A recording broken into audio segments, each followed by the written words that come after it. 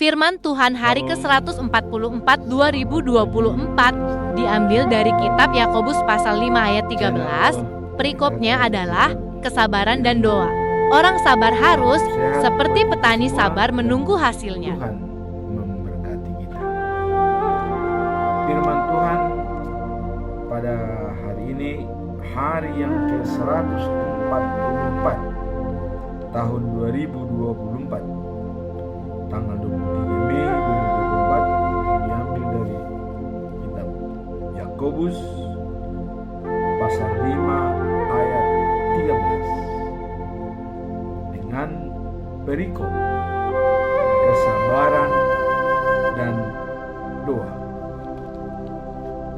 Apa inti daripada perikop ini? Yaitu, kalau ada seorang di antara kamu yang menderita, biarlah ia berdoa. Kalau ada seorang yang bergembira, baiklah ia menyanyi. Kemudian bacaan pagi diambil daripada Kisah Para Rasul pasal yang kedua ayat yang ke-14 sampai dengan 24 dengan perikop khotbah Petrus yang berapi-api setelah dia mendapat Roh Allah dari Tuhan. Kemudian bacaan malam yaitu diambil dari kitab Yesaya pasal yang ke-11 ayat 9 sampai dengan 10, yaitu kelanjutan dari yang kemarin, kerajaan damai. Sekarang marilah kita lihat apa yang dinyatakan dalam perikop ini, kesabaran dan doa. Statement ini disampaikan oleh Yakobus kepada semua umat di dunia ini. Itu dulu tujuannya. Di mana dalam perikop awal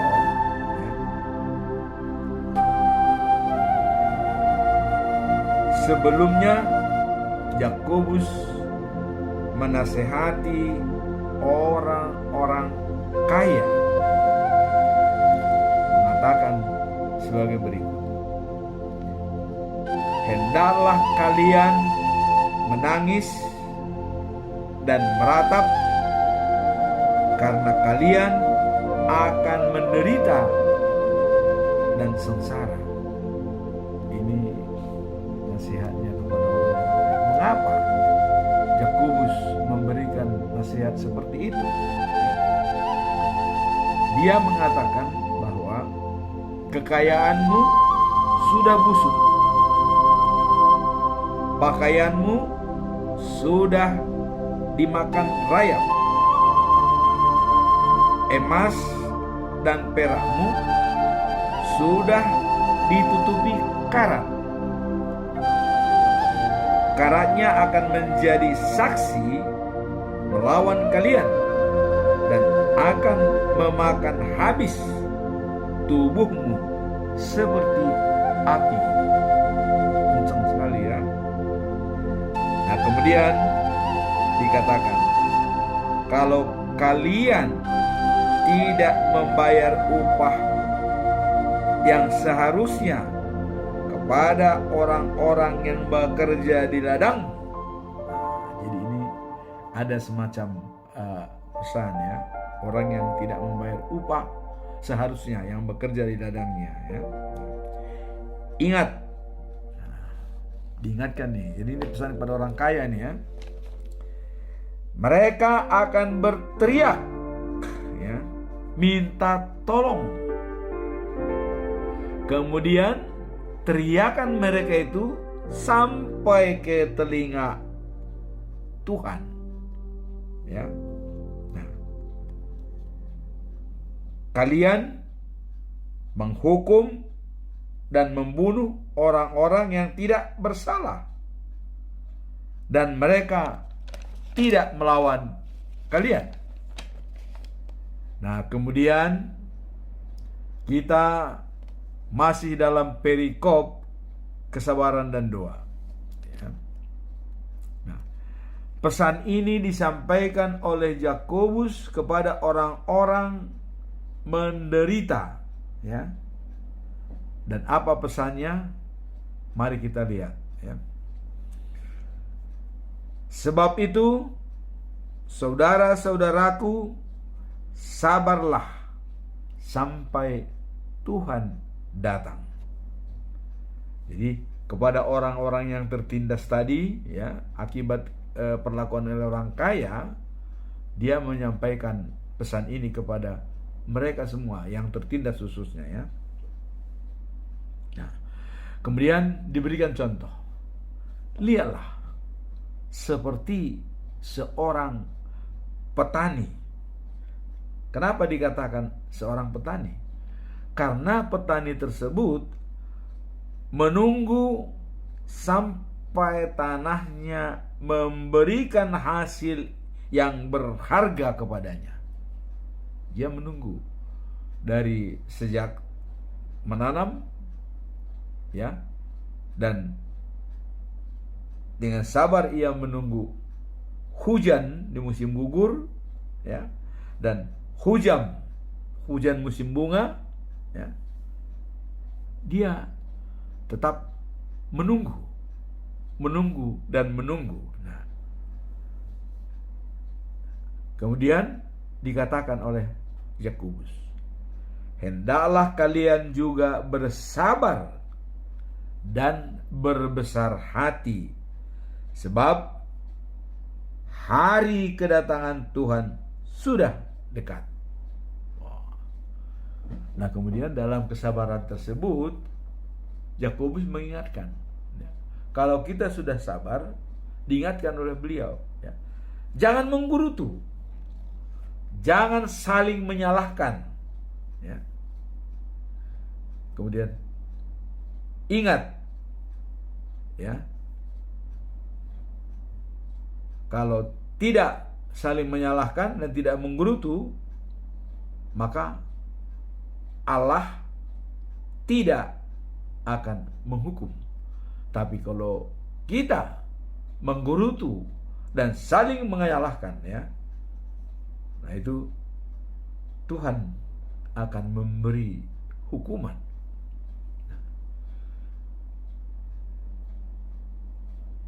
Katanya lagi, ingat, hari sudah dekat, ya. Nah, dekat di sini karena, ya, kita ingat, satu hari bagi Tuhan itu sama dengan 1000 tahun bagi kita. Nah, makanya dikatakan di sini hari sudah dekat bagi Tuhan, ya. Sebab satu hari bagi Tuhan bagi kita 1000 tahun. Jadi memang sangat dekat bagi Tuhan, ya. Mungkin hari ke-1, hari kedua malah.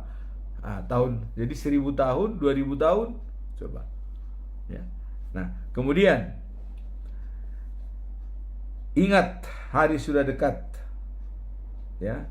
Nah, kemudian contoh lagi tadi dikatakan bahwa sabar seperti petani, menunggu dan berdoa, ya. Kemudian dikatakan lagi, belajarlah dari pengalaman-pengalaman dari nabi-nabi utusan Allah, ya. Dan mereka yang sabar dan menderita, ya. Ya, kalau kita lihat penderitaan daripada nabi-nabi dulu bukan main, ya. Bahkan Nabi Yesaya sendiri itu waktu matinya itu, ya, diambil, dibuka kayu besar, dimasukin dalam kayu tersebut, kemudian digergaji. Coba, digergaji kayu itu, potong-potong. Bukan main, ya. Nah, itulah dikatakan ini tadi, Ingat nabi-nabi yang sabar dan menderita. Nah, kesabaran itu manusia, contoh yang paling konkret itu ada pada Nabi Ayub. Coba.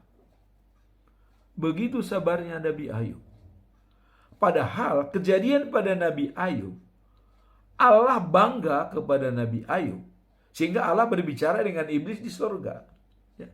Karena Allah bangga, yang sangat mempertaruhkan Nabi Ayub, walaupun sampai habis semua hartanya, mati anaknya, ya, tapi dia tetap bertahan. Itulah kebanggaan Allah kepada seseorang yang bisa bertahan dalam penderitaan, kuat dalam segalanya. Ya, apa sebenarnya pembicaraan Allah dengan iblis? Allah mengatakan, lihat itu, iblis, dari mana aja kamu, katanya. Wah, jalan-jalan melihat orang-orang di bumi, kata iblis. Hei, kamu jangan main-main. Lihat, ya, hambaku Ayub itu imannya sangat kuat, sabar, tidak bisa diganggu oleh siapa. Apa kata iblis? Ya, siapapun bisa seperti itu. Hartanya banyak, anaknya banyak, berkecukupan. Ya pastilah memuji engkau, katanya.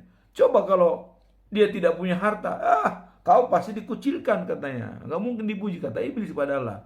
Datanglah Tuhan Allah. Kamu ini main-main ya. Iblis, sekarang coba. Kau boleh ambil hartanya. Namanya milik. Ya. Saya ingin lihat.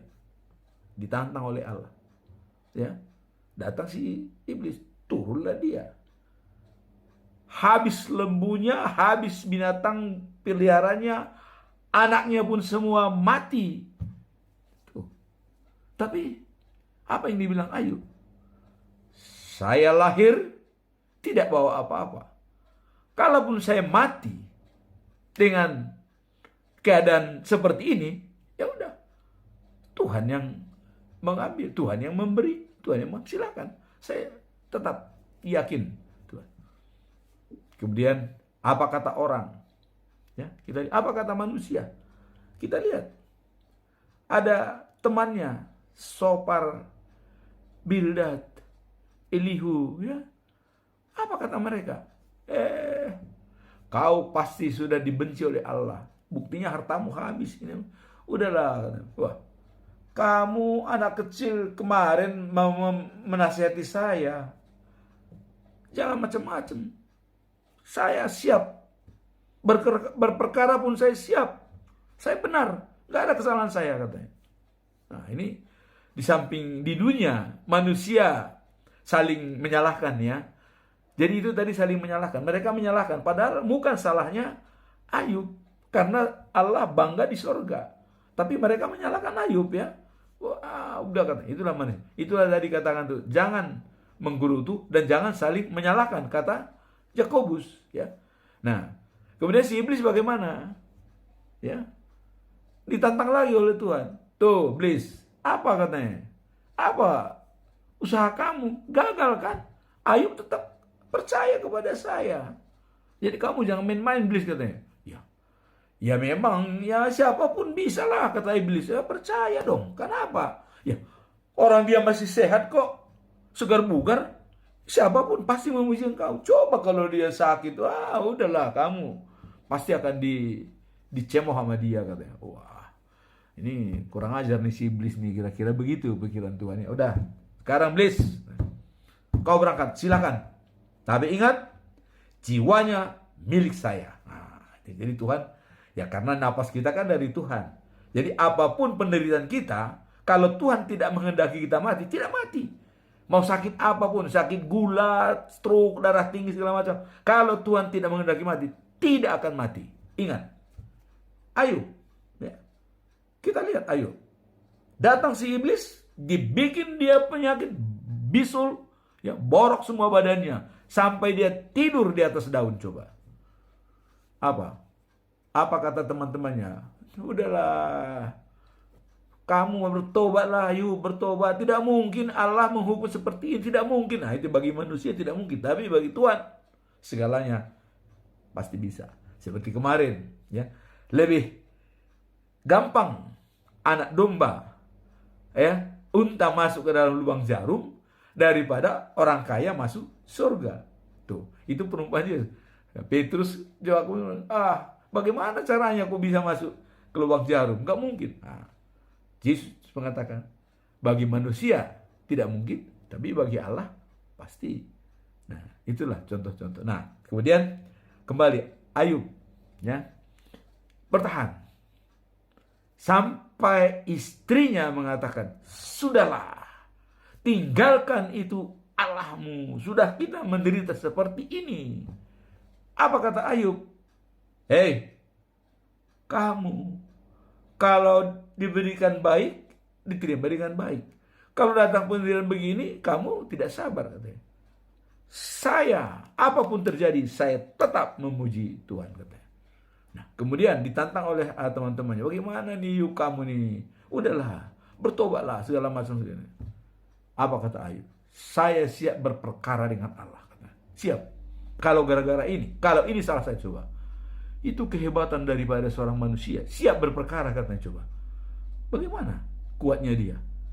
Saya tidak salah. Saya memang sudah yakin dan percaya, katanya. Saya siap berperkara kepada Allah. Kalau memang itu yang jalan keluarnya, katanya. Wah, coba, begitu hebatnya. Nah, kemudian iblis tidak berhasil karena Ayub tetap yakin dan percaya kepada Tuhan apapun penderitaannya. Kemudian Tuhan melihat dari surga. Karena Ayub menantang tadi berperkara dengan Allah, maka Tuhan kembali berbicara dengan Ayub. Ayub, kamu siap berperkara dengan saya, katanya. Sekarang jawab pertanyaan saya, katanya. Ada 60 pertanyaan daripada Allah, satu pun gak bisa dijawab. Pertanyaan yang paling sulit apa? Tahukah kamu kapan bunga bakung itu berkembang? Jam berapa? Tidak bisa. Tahukah kamu kapan kambing itu beranak? Jam berapa?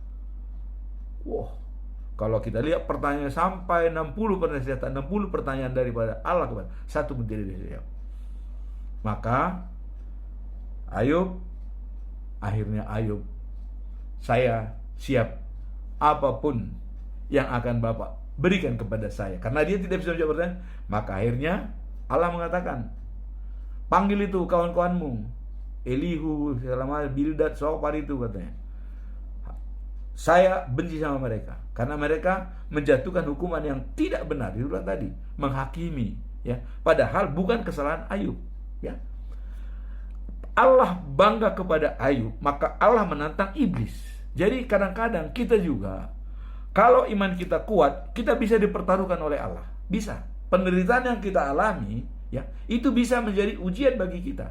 Allah mengatakan, mungkin dia bisa lihat tuh iblis, si anu itu pasti kuat tuh.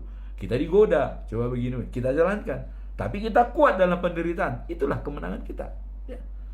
Nah, tapi memang kalau penderitaan yang sebenarnya, ya, yang agape, kasih yang tak berapa adalah Yesus. Ya. Kita lihat Yesus. Dia sudah disalibkan, sudah dibunuh, orang mau dibunuh dan juga dihabisin, dipukul. Apa dia bilang? Ampunilah mereka, Tuhan. Mereka tidak tahu apa yang diperbuat, katanya. Coba. Bahkan kata Tuhan tidak tahu apa yang diperbuat. Nah, karena Tuhan sendiri waktu dia disalibkan itu dibunuh, apa dia? Toh dia akan Allah, dia akan mencapai kemenangan, bangkit pada hari ketiga, kan? Jadi hanya sementara itu penderitaan itu.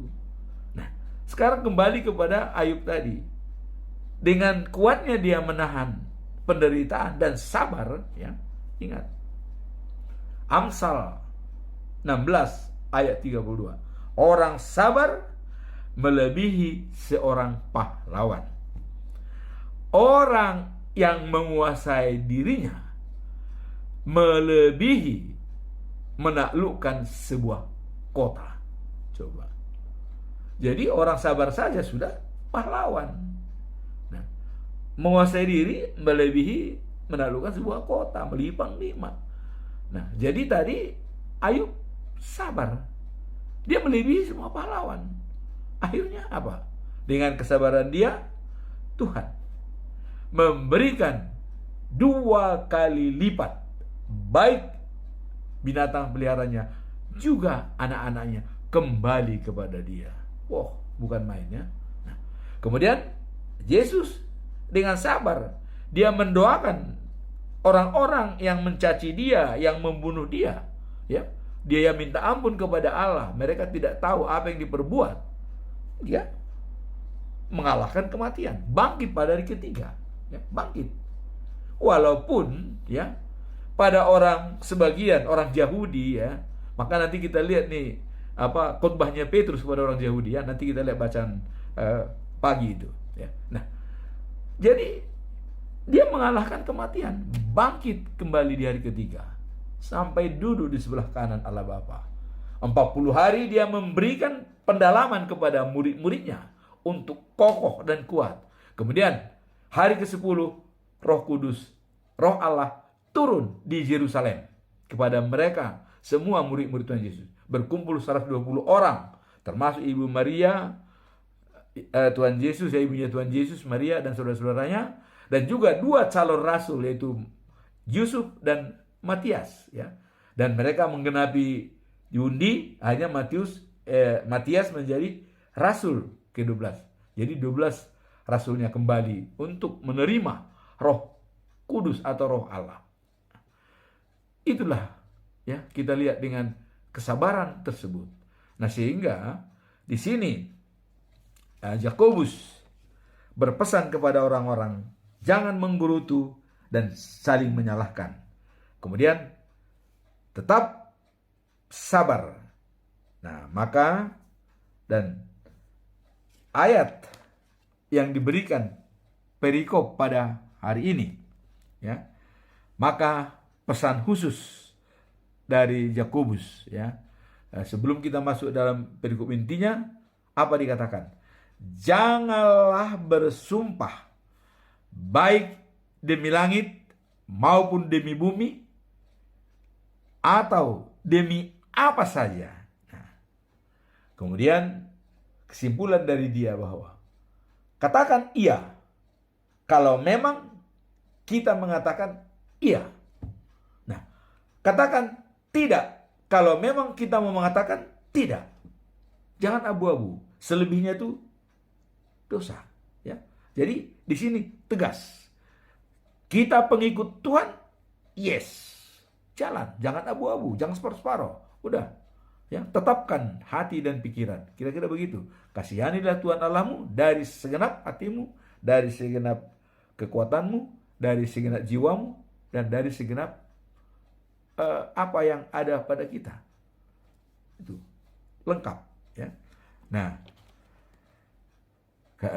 dan kalau katakan iya, ya, sebagai kalian jangan, ya, dijatuhi hukuman oleh Allah, supaya kita tidak dijatuhi hukuman oleh Allah. Jadi jangan abu-abu, ya. Bertindaklah dengan tegas sesuai kata dengan perbuatan, mempunyai integritas yang tinggi. Dan sebagai pegangan kita dari pesan Yakobus dalam ayat hari ini, yaitu kalau di antaramu ada yang sedang susah, hendaklah ia berdoa. Nah, kalau ada yang gembira, hendaklah ia menyanyi. Tapi menyanyi yang bagaimana? Memuji Allah. Itu. Jadi bukan asal bernyanyi, bukan. Menyanyi, memuji Allah. Ya. Sebab dengan demikian Allah tetap sayang dan setia untuk janjinya memberikan life after life. Dan sebagai ayat hari ini yang pesan Yakobus, kalau ada yang sakit hendaklah ia memanggil pemimpin jemaat untuk didoakan. Lanjutan daripada perikop ini. Jadi kalau ada yang sakit, ya panggillah pemimpin jemaat. Tapi sekarang ini bagaimana? Ada yang sakit, misalnya semacam apa, tapi kadang-kadang dukun yang dipanggil ya, bukan pemimpin jemaat. Di sini pesan daripada dia, kalau ada yang sakit ya, yang susah disembuhkan, panggillah pemimpin jemaat untuk didoakan. Tumpangkan tangannya untuk mendoakan. Jadi, apakah kita laksanakan ini? Saya kira belum sepenuhnya ya, belum sepenuhnya. Memang sebagian sudah memanggil pemimpin jemaat didoakan. Nah, kalau di kita memang diadakan Marulanda Badia kalau sudah mau ini ya, tapi akhirnya sembuh, bisa juga ya. Itu Marulanda itu pemimpin jemaat ya. Jadi diadakan perjamuan kudus supaya dosanya diampuni. Nah, itu sangat baik. Jadi sistem yang dilakukan oleh jemaat HKBP itu bagus. Kalau ada yang sakit parah adakan perjamuan kudus untuk mengenang kembali kepada Tuhan. Nah, inilah dianjurkan oleh Yakobus tadi ya. Jadi orang yang menderita hendaklah ia berdoa. Orang yang gembira hendaklah ia menyanyikan puji-pujian bagi Tuhan. Itulah perikop kita pada pagi hari ini. Nah, sekarang kita masuk dalam bacaan pagi, Kisah Rasul 2 ya, pasal yang kedua, ayat 14 sampai 12. Khotbah Petrus. Wow. Jadi Petrus ini sangat berapi-api berkhotbah. Kenapa? Karena waktu mereka menerima Roh Kudus, ada kata-kata sumbang dari orang Yahudi. Sebagian memang terkagum-kagum ya, dan mereka sangat meyakini bahwa itu memang Roh Allah yang dijanjikan datang. Tapi ada yang sinis ya, mengatakan begini, mereka itu kan mabuk anggur itu, anggur manis katanya. Wah, ini kedengaran oleh Petrus. Ya. Maka Petrus sangat tidak setuju kepada orang-orang Yahudi. Maka dia mengatakan ya, kepada orang-orang Yahudi yang mengatakan mereka mabuk anggur waktu kedatangan Roh Kudus. Maka Petrus ya mengatakan orang-orang Yahudi dengan suara keras ya. Nah, berkata sebagai berikut. Saudara-saudara orang Yahudi dan semua yang tinggal di Yerusalem, dengarlah baik-baik. Nah, jadi Petrus ini kencang dia. Memang Petrus ini termasuk keras dia ya. Dan dia juga termasuklah menyangkal Tuhan Yesus sampai 3 kali ya. Nah, jadi Petrus ini juga Tuhan Yesus juga sampai 3 kali dikatakan kepada Petrus, apakah kau sayang sama saya? Petrus, iya Tuhan, kau tahu hatiku. Ya, layani. Peliharalah domba-dombaku. Ditanya lagi, apakah kau sayang sama saya? Wah, Petrus sampai, masa sih Bapak nggak tahu? Udah tahulah katanya. Dah, peliharalah domba-dombaku. Gembalakan. Ditanya lagi, Petrus, apakah kau sayang sama saya? Coba, sampai 3 kali Petrus. Untuk menguatkan dia. Maka Petrus mengatakan, hampir menangis Petrus. Wah, ini jangan-jangan Tuhanku ini sangat kurang. Tuhan, aku siap. Oke, pelihara. Tuh. Nah, maka di sini juga Petrus kencang dia. Dengarkan baik-baik katanya. Orang-orang ini tidak mabuk seperti yang kalian sangka. Jadi, tidak mabuk. Jangan kalian macam-macam mengatakan mabuk. Dikata, ini baru jam 9 pagi. Dari mana mabuk? Katanya. Kalau sudah jam sore, jam 7 malam, itu mungkin karena sudah banyak minum. Ini baru tidur kok, jam 9 pagi. Kedatangan Roh Kudus itulah jam 9 pagi. Bagaimana bisa mabuk? Baru juga bangun, mandi, siap-siap, udah mau pakaian. Kedatangan Roh Kudus, kok mabuk dibilang? Wah, ini marahnya Petrus seperti itu ya. Nah, tetapi ini sudah diberitakan oleh Allah melalui Nabi Joel katanya ya. Jadi ya kan orang Yahudi harusnya kalau mereka baca Alkitab itu sudah tertulis dalam kitab Joel ya, pasal yang kedua ayat 28 sampai 32. Silakan kita baca. Apa katanya? Pada akhir zaman aku akan mencurahkan rohku ke atas semua orang ya. Anakmu laki-laki dan perempuan, orang-orang mudamu akan melihat hal-hal yang aku perlihatkan.